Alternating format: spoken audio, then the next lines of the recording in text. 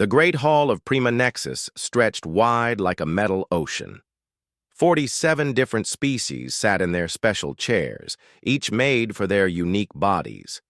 The air smelled of different worlds: sweet flowers from Veth, sharp metal from Draknari, space, and the clean scent that always followed humans. Ambassador Hyunwoo Kim sat quietly in the human section.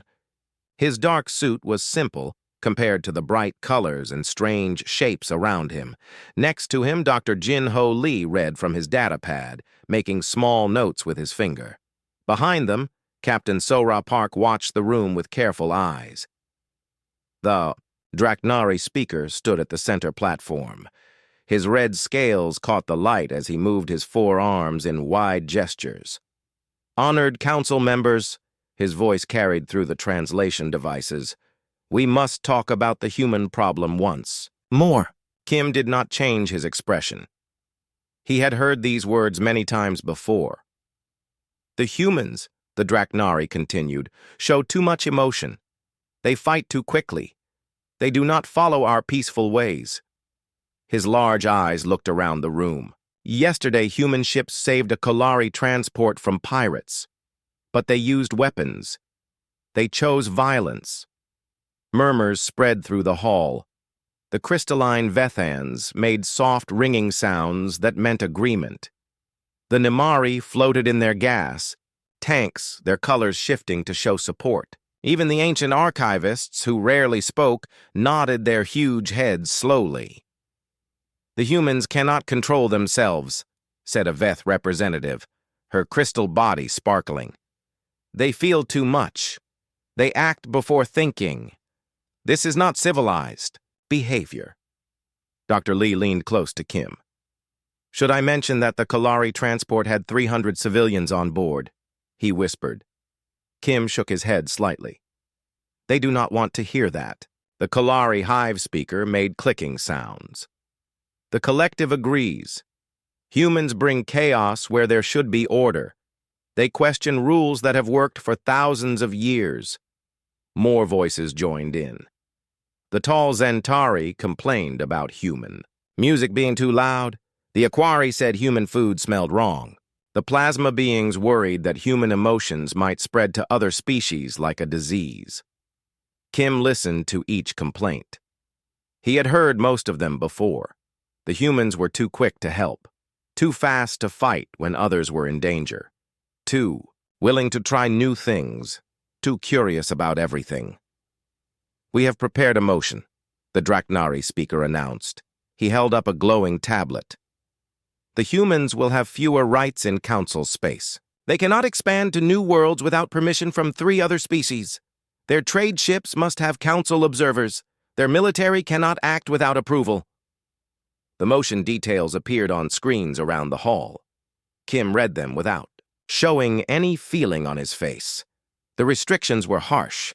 They would make it almost impossible for humans to grow or even defend themselves properly. "All in favor?" the Draknari called. Lights began appearing on the voting board. Red lights for yes, blue lights for no, green lights for abstaining. One by one, the red lights came on. The Draknari voted yes, of course. The Vethans, the Nimari, the Kalari, the Zentari, the Aquari. Species after species chose red. Only 3 blue lights appeared. The humans voted no. The Centauri, humanity's old friends, voted no. And surprisingly, the ancient archivists voted no as well, 43-3. The motion passed easily. The Draknari speaker smiled, showing his sharp teeth. "The motion is approved. The humans will follow these new rules starting immediately." Kim stood up slowly. The hall became quiet as everyone watched him. He was not tall compared to many species in the room, but something about the way he stood made others pay attention. "Thank you," Kim said in his calm voice. "The people of Earth have heard the Council's decision. We understand the message clearly." He reached into his jacket and pulled out a small device. "I have here the formal withdrawal of Earth and all human colonies from the Galactic Council, effective immediately. The device projected words into the air above the platform. The withdrawal document was short and polite. It thanked the Council for centuries of cooperation. It wished all species well in their future endeavors. It stated that humans would no longer participate in Council affairs. "You cannot just leave," the Draknari speaker said. But he did not sound upset. He sounded relieved. "We can and we will," Kim replied. "The Council has made it clear that humans do not meet the standards of galactic civilization. We accept this judgment." Dr. Lee stood up next, gathering his research materials. "All human scientific projects will be transferred to other species, or discontinued," he said. "Our research facilities will be closed within 1 week." Captain Park stepped forward. "Human ships will leave Council space within 72 hours. We will not return unless specifically invited." The three humans began walking toward the exit. Their footsteps echoed in the suddenly quiet hall. "Wait," called the Veth representative. "What about the mining rights on Kepler 7? Humans were managing that operation." "Not anymore," Kim said without turning around. "Find someone else." "And the medical research on Tau Ceti?" asked a Nimari.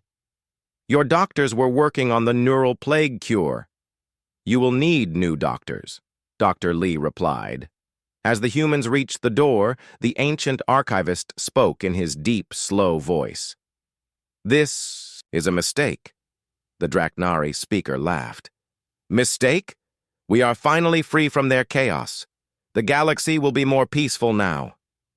The humans left the hall. Through the great windows, Council members could see human ships beginning to move. The diplomatic vessel, Peaceful Dawn, was first, its white hull gleaming as it turned away from the station. Other human ships followed. Transport vessels, research, ships, medical cruisers. They moved in perfect formation like a careful dance. No rushing, no anger, no dramatic gestures. They simply left. Within 6 hours, every human ship had departed Council space. The communication channels that had carried human voices for 300 years went silent. The humans had kept their word. They were gone. In the Council hall, representatives began discussing trade agreements and territory rights. The mood was light, almost celebratory. Finally, they could govern the galaxy the way it should be governed. Peaceful, orderly, civilized. Only the archivists seemed worried. They had very long memories, and they remembered what the galaxy was like before humans arrived.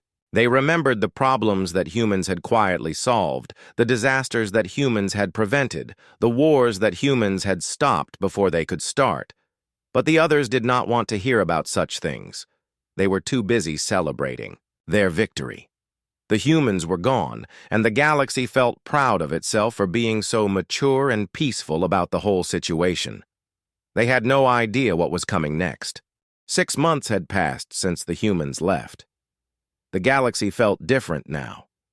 Peaceful, many said. The council meetings ran more smoothly without human questions and suggestions. Trade agreements took less time to make when everyone agreed on the proper way to do things. Councillor Vatesh of the Draknari felt very pleased with himself. His scales had grown brighter with pride. The dangerous humans were gone, and civilization could finally advance the right way. No more sudden changes, no more emotional outbursts, no more chaos. The first sign of trouble came from the outer rim, worlds. Commander Kelsen of the Zentari Defense Force received the emergency message while eating his morning meal. 12 different colonies were reporting the same strange problem. The ground was shaking, but not like normal earthquakes. "Send the geological survey teams," Kelsen ordered. "Find out what is causing this."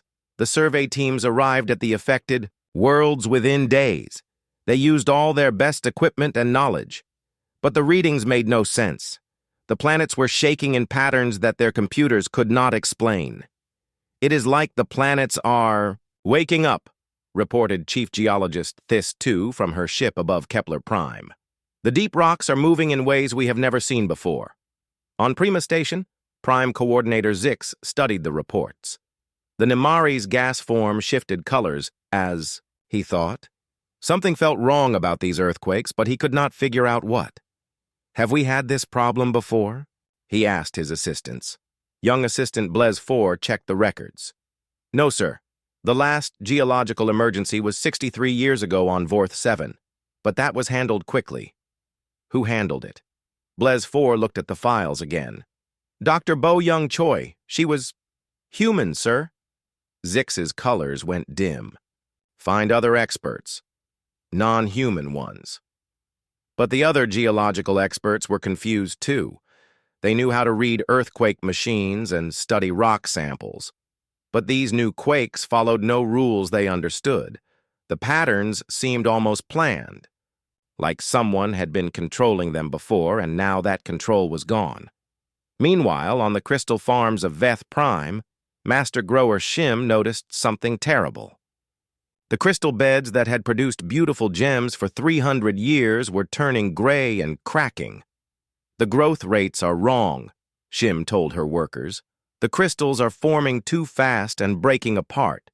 She checked the electromagnetic field generators that helped the crystals grow properly. The machines were working fine. But somehow, the fields were not right anymore. They needed constant small adjustments that nobody knew how to make. Shim found old maintenance records in the computer. The same human name appeared again and again, Engineer Dalnim Kang. She had been visiting the crystal farms every few months for decades, making tiny changes to the field generators. Changes so small that nobody had noticed them. "Why did we let a human touch our crystal farms?" Shim wondered aloud. Her assistant, young Ping, answered quietly.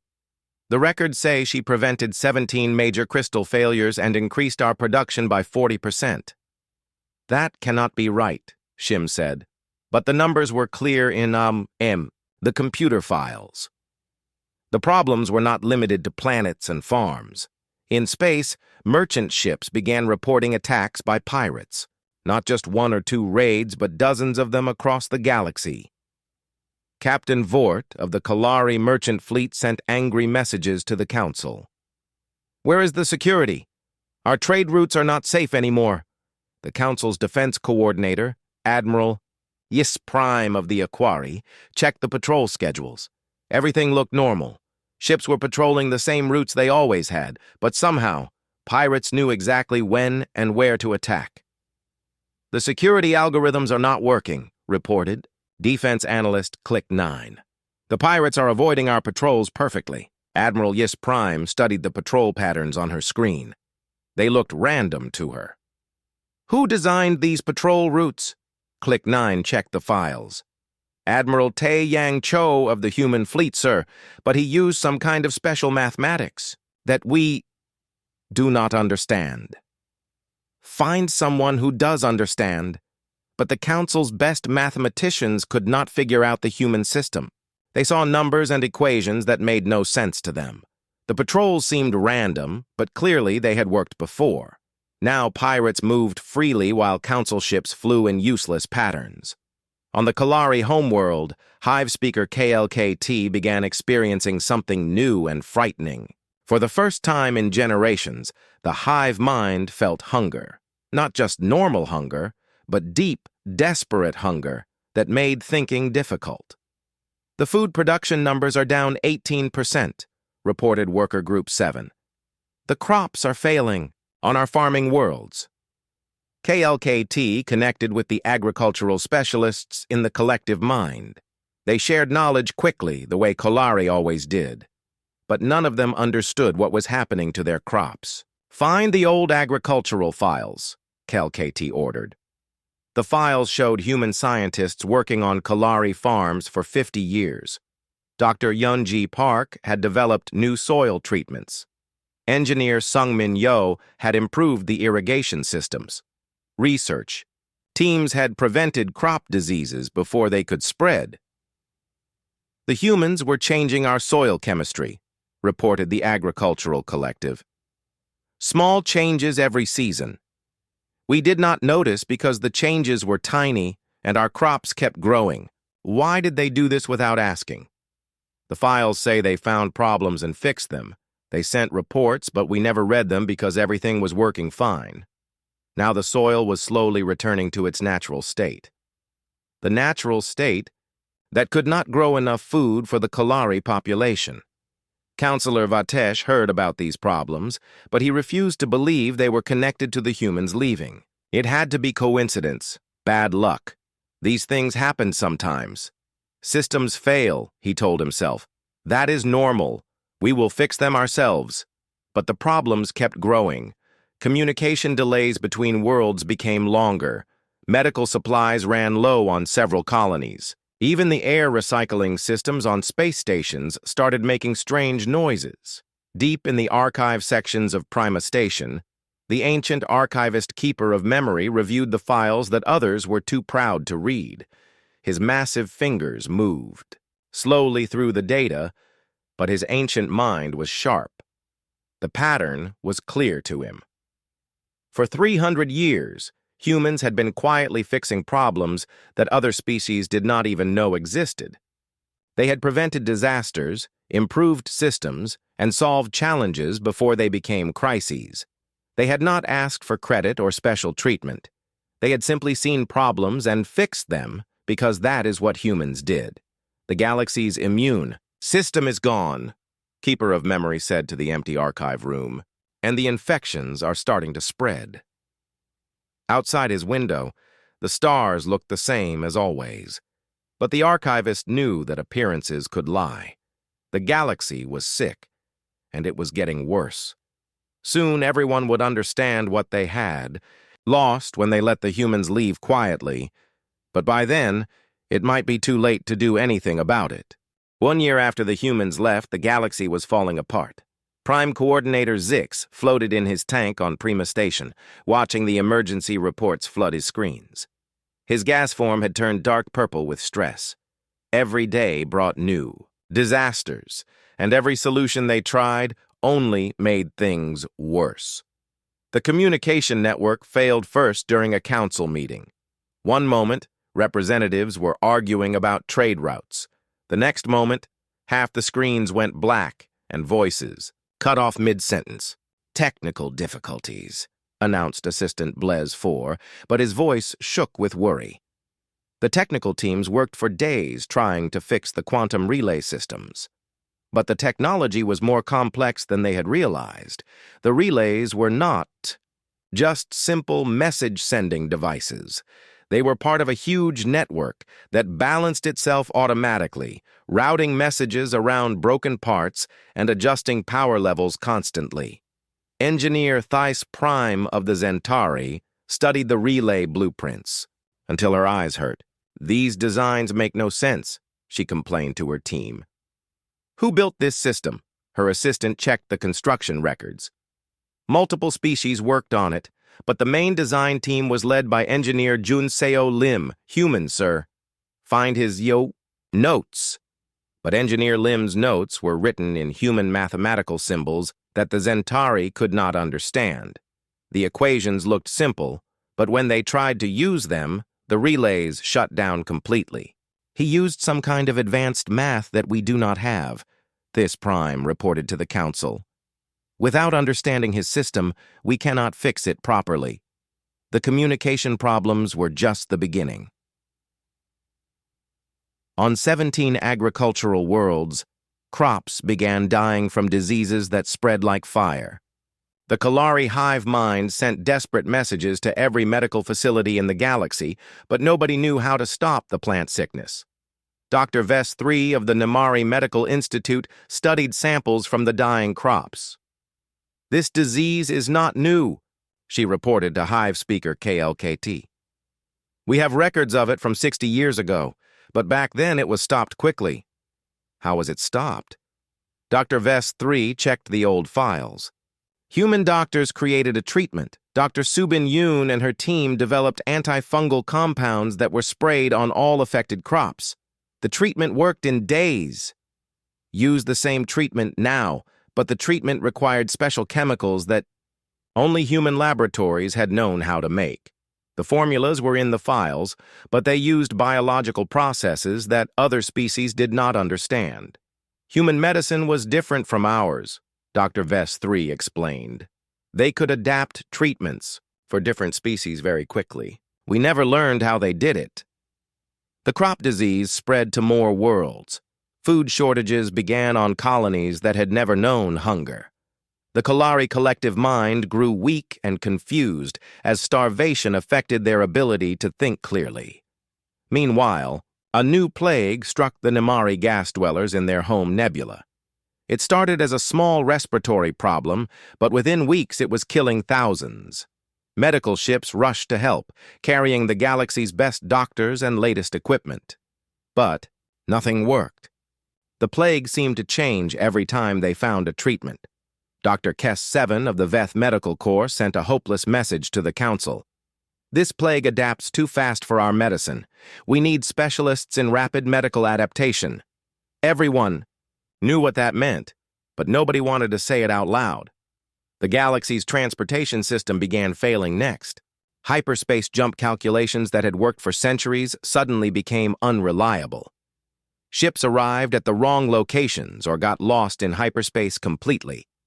Captain Yort of the Draknari Deep Space Patrol lost 3 ships in 1 week. The jump computers are malfunctioning, he reported to his command. The navigation charts show errors we cannot understand. Navigation specialist Grex studied the star charts that guided ships through hyperspace. The charts looked correct, but ships using them were getting lost. Then he found notes in the margins, written in human script. Someone was updating these charts constantly, Grex told Captain Yort. Small corrections, new warnings about solar, storms, and gravity changes. Without these updates, the charts are slowly becoming wrong. Who was making these corrections? Grex checked the modification logs. Astro-navigator Minho Young of the human Deep Space Fleet. He filed chart updates every month for 40 years. The navigation charts had seemed automatic and perfect. Nobody had realized that a human was quietly fixing them whenever he found errors or changes in space conditions. Counselor Vatesh sat in his private chambers, staring at reports that made no sense. His red scales had lost their bright color. His forearms moved restlessly as he tried to understand what was happening. Pirate attacks were up 300%. Communication systems failed daily. Food shortages threatened 20 worlds. Medical emergencies were becoming pandemics. Transportation was unreliable. This cannot all be coincidence, he said to his aide, young Sec 4. Sir, some council members are saying... Sec 4 hesitated. Saying what? They are saying these problems started after the humans left, sir. Vatesh's scales darkened with anger. The humans were the problem. They were chaotic and dangerous. But even as he said it, Vatesh began to remember things differently. He remembered human ships always arriving first when there were emergencies. He remembered human scientists offering help with problems that seemed impossible to solve. He remembered human diplomats preventing conflicts between species before the conflicts became wars. At the time, he had seen these actions as human interference. Now he wondered if they had been something else. In the deepest archives of Prima, Station, Keeper of Memory, worked day and night, reading files that had been ignored for centuries. His ancient eyes moved slowly through reports, maintenance logs, and research notes. The pattern was clear and terrible. Humans had been the galaxy's problem solvers for 300 years. They had prevented disasters, maintained systems, cured diseases, and kept peace between species. They had done most of this work quietly, without asking for credit or reward. The galaxy had become dependent on human help without realizing it. Like a person who takes medicine every day and forgets they are sick, the galaxy had forgotten what life was like without human solutions. We were the patient, Keeper of Memory said to himself. The humans were the medicine, and we threw the medicine away because we felt too healthy to need it. He began preparing a report for the council, but he doubted they would listen. Pride was a powerful disease, and the galaxy was very sick with it. Outside his window, emergency. Ships flew between the stars, carrying supplies to failing colonies and doctors to medical disasters. The ships moved frantically like antibodies in a sick body trying to fight an infection they could not understand, but Keeper of Memory understood. The galaxy's immune system was gone, and the sickness was spreading faster than anyone could cure it. 18 months after the humans left, the Galaxy Council held its most important meeting in history. Every day brought new emergencies, and every emergency session ended with no solutions. Prime Coordinator Zix floated at the center of the great hall, his gas form flickering with desperate colors. Around him, representatives from 44 species sat in their chairs looking frightened and confused. 3 species had already gone extinct from problems they could not solve. "We need answers," Zix announced, his voice carrying through the broken communication system with static and delays. "The galaxy is dying, and we do not know why." Counselor Vatesh stood up slowly. His once bright red scales had turned dull gray. His forearms shook as he spoke. "I have been reviewing the timeline of our problems. Every major crisis began after the humans departed." Angry voices rose from around the hall. The Vathans made sharp, ringing sounds of disagreement. The Kalari clicked angrily, though their hive mind was weak from hunger. "The humans were the problem," shouted Captain Wes of the Zentari fleet. "They caused chaos wherever they went." "Did they?" Vatesh asked quietly. He activated a hologram that showed the galaxy before and after human departure. "Look at the data. Really look at it." The hologram showed crime rates, system failures, medical emergencies, and natural disasters. For 300 years, these problems had stayed low and manageable. After the humans left, every single category had exploded upward. "This proves nothing," said Master Grower Shim of the Veth Crystal Farms. "These are just coincidences," but her voice was weak. Her crystal farms were dead, and her people faced economic ruin. In the back of the hall, Keeper of Memory rose from his ancient chair. The massive archivist had never spoken during a council session before. His deep voice made the entire hall go quiet. "I have spent months reading files that you ignored," he said. "Files about what the humans really did while they lived among us. You will not like what I found." The hall fell silent. Even the translation devices seemed to hold their breath. Keeper of Memory activated his own hologram system. Data flowed through the air like a river of light. "Infrastructure maintenance," he began. "Humans designed, built, or maintained 73% of critical galactic systems." The numbers hung in the air like an accusation. "Communication networks, power grids, transportation hubs, medical facilities. Human names appeared next to almost every major system in the galaxy." "That cannot be right," whispered Prime Coordinator. "Zix, it is right," Keeper of Memory continued. "But it gets worse. Diplomatic incidents prevented by human intervention, 847 cases in the past century. Wars stopped before they started. 32 major conflicts. More data appeared. Human mediators had prevented the Draknari-Veth trade war. Human negotiators had stopped the Kalari expansion conflict. Human diplomats had resolved border disputes before they became battles. Medical crises solved by human doctors and scientists. 612 major cases, including 5 pandemic diseases that would have killed billions. Dr. Vest III of the Nimari Medical Institute felt sick. The neural plague of 20 years ago stopped by Dr. Haijin Ko in 3 days. The Zentari genetic disorder crisis, cured by Dr. Young-Ho Bei and his team in 6 months. The crystal lung disease that affected gas dwellers. Dr. Jiwon Seo developed the treatment in 2 weeks. Each answer hit the council members like a physical blow. They remembered these crises being solved quickly and efficiently. They had assumed their own medical systems were just very good. Scientific breakthroughs credited to non-human researchers, Keeper of Memory continued, but actually solved by human scientists. 89. Percent of major technological advances in the past century. The translator that let different species understand each other. Improved by human linguist Dr. A. Kim. The hyperspace drives that let ships travel between stars. Upgraded constantly by human engineers. The terraforming systems that made dead. Worlds livable, designed by human environmental specialists. Security threats identified and stopped before they caused damage. 4,712 cases, including terrorist attacks, assassinations, and sabotage attempts.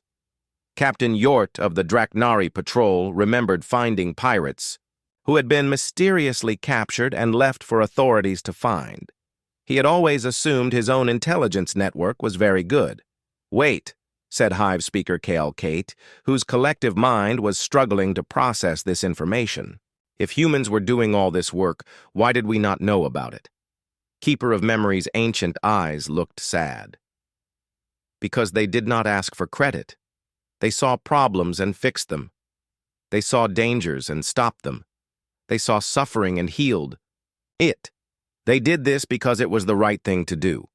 He showed them file after file of human reports about system maintenance that nobody had read, warnings about potential problems that had been filed and forgotten, research papers that solved major challenges but were never officially recognized.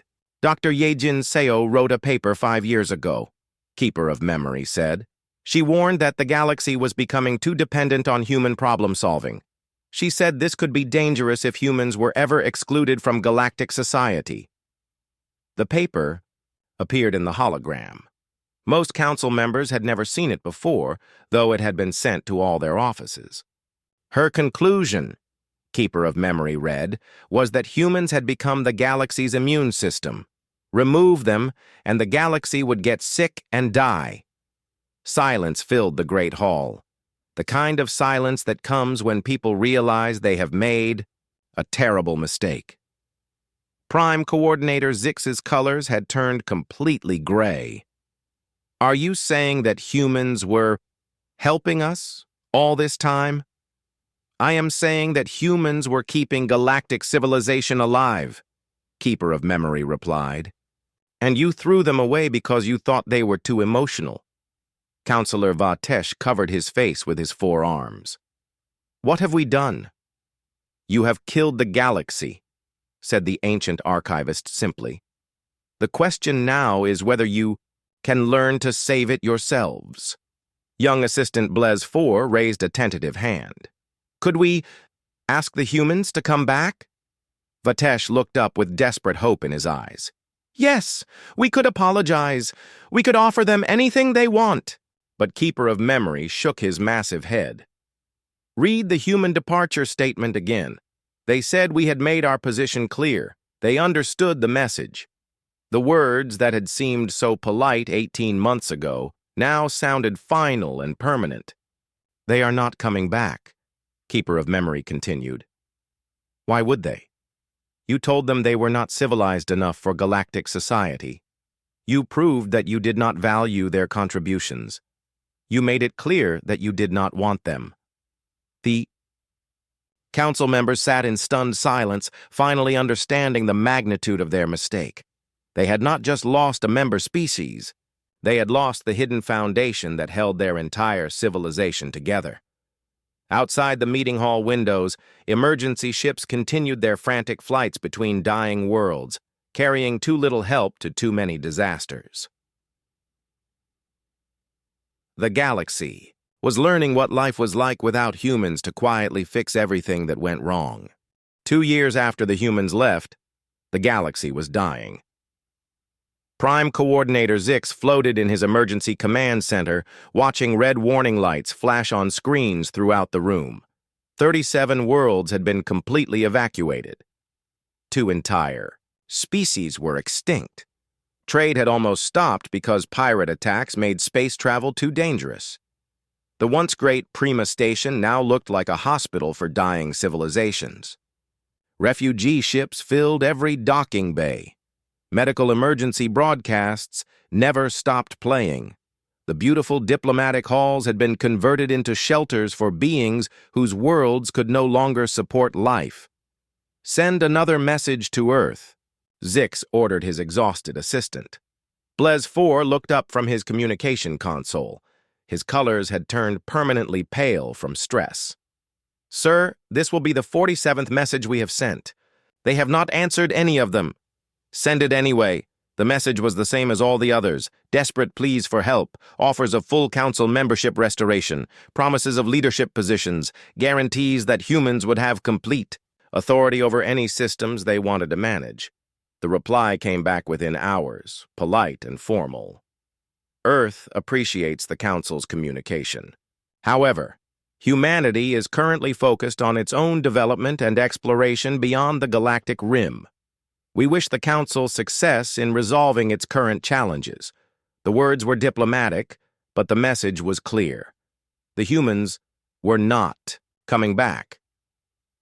Zix dismissed his assistant and activated his private communication system. He had one more idea, one last desperate attempt. He would contact Earth's government directly and offer them anything, everything. The call took 3 days to connect through the failing communication network. When President Narration appeared on the screen, Zix barely recognized the human leader. She looked healthier than before, more confident. Behind her, through a window, he could see a beautiful blue-green world under construction. "President Jung," Zix began, "I am glad to finally speak with you directly." "Coordinator Zix," she replied politely. "How can Earth help the Council today?" The formal tone made Zix's heart sink, but he pressed on. "Our galaxy is facing unprecedented crises. We need human expertise to help us solve these problems. We are prepared to offer full restoration of council membership, plus leadership positions, plus complete authority over—" President Jung raised a hand gently. "Coordinator, I appreciate the offer, but I think there has been a misunderstanding." "What misunderstanding?" "The Council voted that humanity did not meet galactic standards of civilization." "We accepted that judgment. We have moved on." Zix's colors shifted desperately. "But that vote was a mistake. We were wrong. We need you." President Jung's expression remained kind, but firm. The Council made its position very clear. Humans were too emotional, too chaotic, too unpredictable for civilized galactic society. We understood the message. "Please," Zix begged, all diplomatic pride abandoned. "Our people are dying. Our worlds are failing. We cannot fix these problems without human help." "I am sorry to hear about your troubles," President Jung said, "but these are Council problems now. Humanity is no longer part of the Council." Through the window behind her, Zix could see construction ships building what looked like a massive space station. Human ships moved in organized patterns, working together on some great project. "What are you building out there?" Zix asked. "President," Jung smiled slightly, "a gateway station. We have made contact with 3 new species in the Andromeda region. Very different from Council species, but they seem interested in mutual cooperation rather than dependency relationships." The words hit Zix like a physical blow. While the Council galaxy was dying, humans were building new relationships with other species, species who presumably treated them as equals rather than problems to be managed. "We could treat you as equals too," Zix said desperately. "We could change. We could be different." "Could you?" President Jung asked quietly. "When humans prevented conflicts, you called us interfering. When we solved technical problems, you called us show-offs. When we helped with emergencies, you called us chaotic. For 300 years, we gave you our best efforts, and you saw them as character flaws." Zix had no answer for that, because it was completely true. "The Council had every right to ask us to leave," President Jung continued, "and we respected that decision. We left quietly and peacefully, just as you preferred. We are not angry about it." "Then why will you not help us now?" President Jung was quiet for a moment. "Tell me, Coordinator, If a group of people told you that your help was unwanted, that your presence was disruptive, that you did not belong among civilized beings, would you rush back to help them when they got into trouble? If people were dying, yes, Zix said. Perhaps you would, President Young agreed. But humans have learned something important in the past 2 years. We have learned the difference between being needed and being wanted. She gestured toward the window where the construction continued. These new species we have met, they want human partnership. They value our ideas and our contributions. They see our emotions as strength, not weakness. They appreciate our willingness to help solve problems. We appreciate those things too, Zix lied. President Young's smile was sad, but understanding. No, you do not. You appreciated the results of human work, but you never appreciated humans themselves. You saw us as useful, but not valuable. The communication screen showed Foreign Minister Dong Hyun Lim approaching President Jung with a document. She read it quickly and nodded. I am sorry, Coordinator, but I have other meetings to attend, President Jung said. Representatives from the Helix species are here to discuss a mutual defense agreement. Wait, please! What would it take? What would we need to do to earn human help? President Jung paused at the door. Learn to solve your own problems, she said simply. That is what civilized species do. The communication ended, leaving Zix alone with his failures. Over the following months, desperate messages continued to flow from the Council to Earth. Some were official diplomatic requests. Others were personal pleas from individual species leaders. A few were angry demands that humans had a moral duty to help. All received the same polite response. Earth was focused on its own development and exploration. Meanwhile, reports filtered back about human activities beyond Council space. They were building new colonies, establishing trade relationships, and sharing technology with species that had never heard of the Galactic Council. These new partners spoke highly of human cooperation, creativity, and problem-solving abilities. The galaxy that had rejected humanity was slowly learning to survive without them. Some species, like the archivists, began developing the analytical skills they had let humans handle for centuries. Others, like a few Draknari groups, started training their young in emotional regulation and conflict resolution. Progress was slow and painful. Many problems that humans could have solved in days took months or years for others to figure out. Some challenges proved impossible for the remaining species to handle, leading to permanent losses. But gradually, very gradually, parts of the galaxy began to stabilize. Not because they had found perfect solutions, but because they had finally learned to work on problems themselves instead of waiting for someone else to fix them. The Galactic Council continued to exist, smaller and weaker than before. They had learned an expensive lesson about the difference between needing someone and valuing them. Somewhere beyond the galactic rim, humans continued their quiet expansion among the stars, building relationships based on mutual respect rather than dependency. They had found their place in the universe, just not in the galaxy that had decided they did not belong. The Council's mistake was complete and irreversible. They had thrown away their immune system and nearly died from the diseases that followed. Some had learned to be stronger. Others had simply learned to live with being weaker.